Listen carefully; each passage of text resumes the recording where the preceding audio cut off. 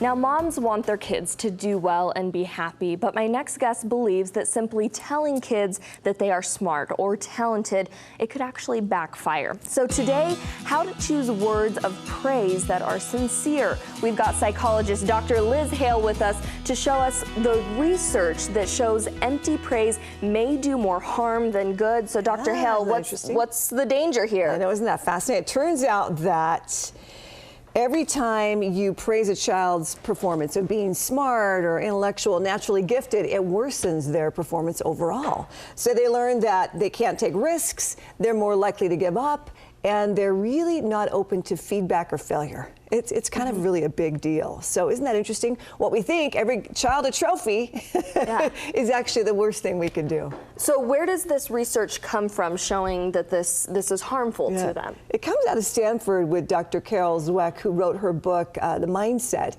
And it's from hundreds of hours with fifth graders, of all people, that they were able to learn from fifth graders that they either have a growth mindset or a fixed mindset. So they're either able to say, oh, I love a challenge, or it's like, oh no, I don't want the challenge. I just want to rest on my laurels that I'm the smart kid.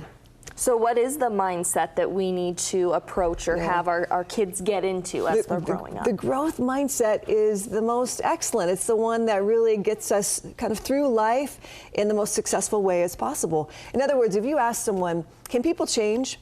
A person with a fixed mindset will say, absolutely not. And a person with a growth mindset will say, of course they can. You know, I wouldn't be in the business of psychology or people change if I didn't think people could change. And now you have some strategies for us to help get into the growth mindset. The first one you say is to avoid those labels. And what are some of those labels? Right. So you're the smart kid, you're the intellectual kid, you're naturally gifted. It just doesn't help to have that fixed mentality.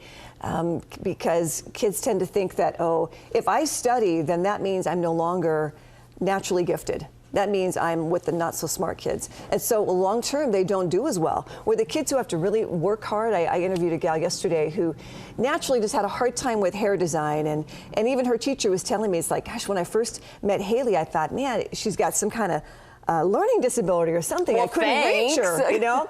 It happened to be her name. And they were very honest about it, and I really appreciated that. And she said, I realized I had to work harder than the average bear. It didn't come naturally to me. And it turns out Haley excelled everyone who may have had some natural gifts because she was willing to work so hard at it. Wow, beautiful. And is it crucial too when we are saying things to our children, it's in the way we say it? So instead of saying you're mean, to say you are being mean right now, to kind of differentiate the label, or does that not make a difference? Like praising behaviors, you mean? Yes. Yeah, yes. so it's probably more helpful to say, wow, I love how you're focusing on that, or you're really listening to directions well. I love how you're concentrating. You seem to have really good strategies. The next time your child receives an A on a paper or a test, let's say, and you know that she didn't study very hard, suggest to her, you know what, I think next semester you should take the next harder class. I really think you're up for it. Or if you have a child who just won the winning score on the field, whether it's football or soccer or lacrosse or whatever, just say, instead of you were the best player out there, it's like, tell me what you did to learn to run so fast. Tell me how you really improved your game. I noticed that you had the ball more, or that you seemed to be more assertive. How did that all come to pass? So really focus on how did you get there? So it helps them determine, yeah, so if I'm here and I want to go there, how am I going to do that? Because I can if I try hard enough. Now, on the flip side of that, how do we help the children who don't perform as well as others? So, that is a really good question. You have to be honest with them. I think sometimes we think we want to just tell kids, oh, you got robbed at the gymnastics meet, you know? It's, you'll get it next time, but be honest with them. A father was recently interviewed whose daughter didn't do very well at gymnastics. You know, it had been her first gig, and she did the floor and the beam, and she did okay, but everyone else did so much better. And he said to her afterwards, might be harsh to some, he goes, you know what, honey, you realize you didn't deserve to win that, right? You know that your peers had been doing it a lot longer, and they put a lot more energy and effort into it. You realize that, right? And if you want to just keep doing gymnastics meets like this, I'm happy with it if you are. But if you really want to compete with your peers, then you're gonna have to do a lot more to get there. So it's really up to you.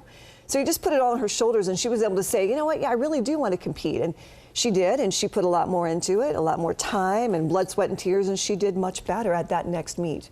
What if that crushes our children, though, in a sense, and gets them to have a negative response to that? Well, I think that's the whole point of that growth mindset, is that you can go from here to here if you put forth some effort. Let's see, what's the worst thing that could happen? Is that maybe we just make a little bit of progress, but we're never going to know unless we try it. You know, we're never going to know. And I love the example of Michael Jordan. We all know that he got kicked off the basketball team, right? Or didn't make it, I guess, and then that made him be an obsessive practicer. Not a word, but obsessively he practiced. Yeah. And I think he got a scholarship to North Carolina, and the rest is history. And then he doesn't just stop there. It takes character to maintain that level of expertise. Yes. And exceptionalism. And when he makes a mistake, he owns it, and he gets back out there and tries again. And speaking of failing at something, us as parents, we want so quickly to jump in when our kids fail and help them and encourage them. Yep. But why is it important to not be so quick to the rescue? Yeah, because life is full of failures. You know, it just is. Life doesn't go the way you want it to. And some of the researchers at Stanford and Harvard are talking about the teacup generation, these kids who are coming into their freshman year. They don't know how to handle the roughness of a tough schedule or even criticism. They want to go home with the first chip. That's why they're called the teacup. So life is tough, and we need to learn how to do life well amidst how hard it is. So that's why the growth mindset versus this fixed mindset that I've got to protect my view of being the intellectual one, because then we just stay static and we don't grow.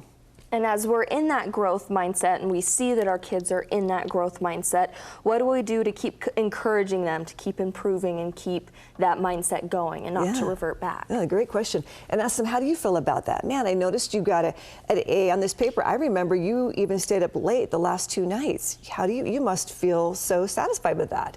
You know, what's it like? Way to go. What are you going to do the next time to get ready? Do you think anything different, or are you just going to keep your same strategy?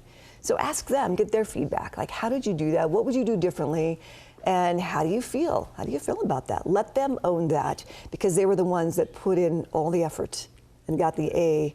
Or maybe they got a B. Maybe a B is great for them. It doesn't have to be a straight A world. We don't live like that. But what's good for that child? Did they improve from last semester? Did they improve from last week? That's what's key. And this doesn't mean we stop giving them compliments altogether. It just means as parents, we need to focus on making sure we're sincere and improving our compliments and encouragement towards them. Right, the real stuff, right? Not just like you're the best there is, because never are we always the best. We won't be, right? Sometimes we're the worst or just mediocre, and that's okay too. What do you want to do about that? And maybe mediocre is A-okay for them. You know, let them decide. They don't have to always be the best. Dr. Liz Hale, it's always a pleasure to have you on. Where can people get in contact with you? Yes, so I have a private practice. I'm on Studio 5, so it's probably the easiest way. Thank you so much. Some great advice for us parents out there.